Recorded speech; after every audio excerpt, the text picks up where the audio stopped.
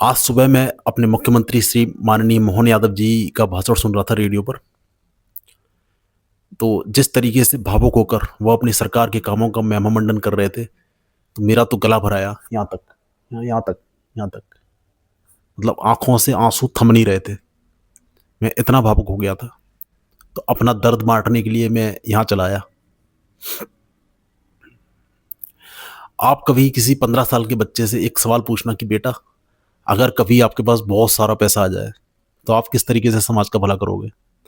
बहुत हद तक वो आपको यही जवाब देगा कि मैं गरीबों को खाना खिलाऊंगा, या कंबल बांटूंगा, या बेघर के लिए घर बनवाऊंगा। लेकिन एक सच्चा अर्थशास्त्री जानता है कि वास्तविक सामाजिक बदलाव के लिए यह सब बहुत ही अस्थायी और निष्प्रभावी उपाय हैं। खाना खिलाना गरीबी का समाधान नहीं है, बल्कि गरीबी के लक्षणों पर पट्टी बांधना है।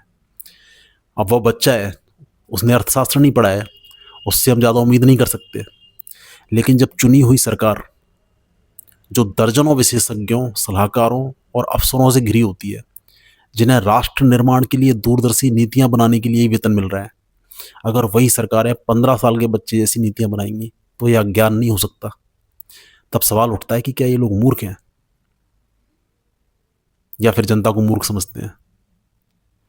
हम बात करते हैं मध्य प्रदेश सरकार की ऐसी पचासों बेहुदा नीतियों में से सिर्फ एक नीति की, लैपटॉप वितरण नीति। मैं तकनीक या शिक्षा के खिलाफ नहीं हूं, ना ही मैं गरीब बच्चों के खिलाफ हूं। मैं खिलाफ हूं ढीली, आलसी और दिखावटी नीति के, जिसे सुधार के नाम पे बेचा जा रहा है।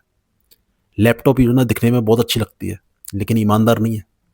सरकार कहती है हम बच्चों को एक्सेस दे रहे हैं, लेकिन मैं ये पूछता हूँ कि जिन बच्चों ने कभी हाथ में मोबाइल तक नहीं पकड़ा, उनके हाथ में सीधा लैपटॉप, और कौन सिखाएगा उनको कि इसका सही उपयोग कैसे करना है? मेरे पास भी कंप्यूटर था, मैंने उस पर आज तक कभी मूवी देखने के अलावा कोई दूसरा काम ही नहीं किया। ऐसे में यह कौन सुनिश्चित करेगा कि वो समय का दुरुपयोग ना करें? कौन जोड़ेगा इस लैपटॉप को शिक्षा के परिणामों से? कौन मापेगा कि इससे वास्तव में क्या हासिल हो रहा है? कोई नहीं। बिना जवाबदेही की नीति सुधार नहीं होती, सिर्फ वितरण होती है। जैसे राशन की दुकान पर चावल बट रहे हैं, वैसे ही टैक्स के पैसे से लैपटॉप बांटे जा रहे हैं और वाहवाही लूटी जा रही है। सरकार ने मशीन को शिक्षा समझ लिया है। लैपटॉप होना पढ़ाई नहीं होता है। पढ़ाई के लिए सबसे पहले संस्थान चाहिए, शिक्षक चाहिए, अनुशासन चाहिए, वातावरण चाहिए, मार्गदर्शन चाहिए, निरंतरता चाहिए। तब जाके बच्चा कहीं कुछ सीख पाता है। स्टेथोस्कोप हाथ में दे देने से कोई डॉक्टर नहीं बन जाता, बल्ला देने से कोई क्रिकेटर बन जाता है, वैसे लैपटॉप देने से कोई युवा कुशल नहीं बन जाता। सरकार ने वस्तु और परिणाम को गलत समझ लिया है। यह डिजिटल समावेशन नहीं, डिजिटल डंपिंग है। मैं एक असहज लेकिन सच्ची बात कहना चाहता हूँ। 17-18 साल का बच्चा जिसके पास अनलिमिटेड इंटरनेट है, कोई मार्गदर्शन नहीं है, कोई डिजिटल अनुशासन नहीं है, ज़्यादा संभावना इस बात की है कि वो फिल्में देखेगा, गेम खेलेगा, फेसबुक चलाएगा और ना जाने क्या क्या करेगा। ना कि कोडिंग सीखेगा या स्किल डेवलप करेगा या रोजगार योग्य बनेगा। और यह नैतिकता नहीं है, मानव व्यवहार का विज्ञान है। नीति इंसान को जैसा वह है वैसा मानकर बननी चाहिए, ना कि जैसा हम चाहते हैं कि वो हो। संस्थान बनने में 5-10 साल लगते हैं। जाहिर सी बात है, कोई स्कूल कॉलेज बनाओगे, शिक्षक भर्ती करोगे तो उसमें समय तो लगेगा, पर तालियां तो आज चाहिए, वोट कल चाहिए। सालों का समय किसके पास होता है इतना समय उन कुछ गिने चुने दूरदर्शी निस्वार्थ नेताओं के पास होता है, जिनके दिमाग में 24 घंटे ये नहीं चल रहा होता कि अगला चुनाव कैसे जीतना है, सत्ता में कैसे बने रहना है।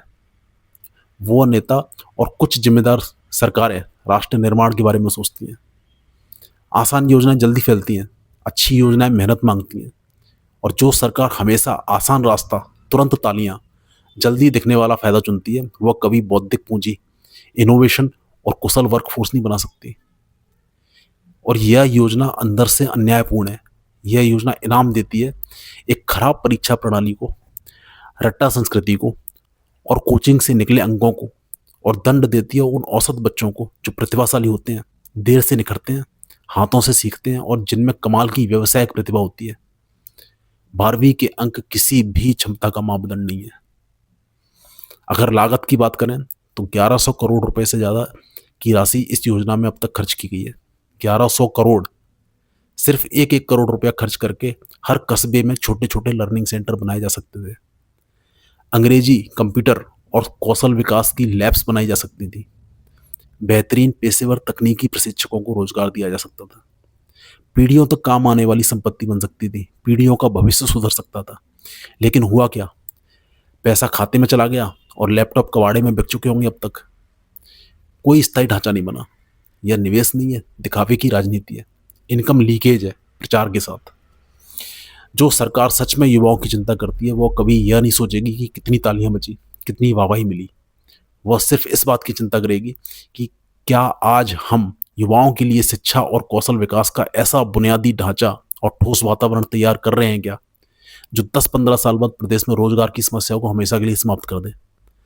आप एक पल को सोचकर देखिए कि इस लैपटॉप वितरण नीति को बनाने के लिए सरकार ने वास्तव में गहराई से इसकी दूरगामी प्रभावों पर मंथन किया होगा, या सिर्फ हाथ में अकुछ धन आने पर गरीबों की तरह गरीबों में कंबल बांटने का काम किया सरकार ने। यह लैपटॉप नीति दर्शाती है सरकार की कार्यशैली को। दूरगामी राष्ट्र निर्माण के बजाय सतही खोखली योजनाएं बनाकर मतदाताओं को खुश करना, परिणाम की जगह प्रचार को ज़्यादा महत्व देना, सुधार की जगह लोकप्रियता हासिल करना, यह विकास नहीं है, यह राम भरोसे चलने वाली राजनीति है। मैं शिक्षा के खिलाफ नहीं हूँ, मैं खोखले समाधानों के खिलाफ हूँ।